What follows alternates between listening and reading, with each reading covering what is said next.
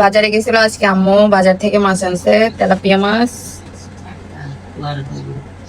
আর এটা হচ্ছে রুই মাছের মতো, আমরা তো মাউল মাছ বলি, জানি না কে কি বলে। এই মাছটা মজা আছে, রুই মাছের থেকেও এই মাছটা মজা। এখানে তেলাপিয়া মাছ পড়ছে মনে হয় 170 টাকা কেজি।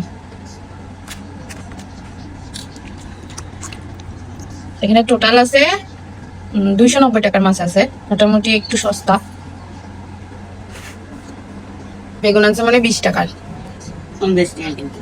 এই বেগুনগুলো আমি খাই না, তবুও আনছে। আর এখানে মূলা আছে, টমেটো, কাঁচা টমেটো আনছে, কেন আনছে জানি না। কাঁচা টমেটো কেন আনছে আবার? আর এই ধন্যবাদ মুঠাটা হচ্ছে 10 টাকা, দেখছেন? এমনি সকালের থেকে প্রতিদিন 20 টাকা 10 টাকার খুঁজলে দেয় না, বলে যে দাম বেশি।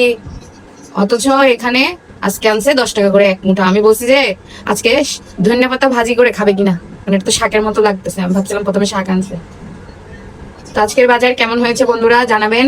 এখানে আরো সবজি লাগবে, শিম লাগবে আরো, তারপরে ফুলকপিও নাই, শিমও আনে নাই, ওখানে ছিল না নাকি, এখন এখানে আসলে নিতে হবে।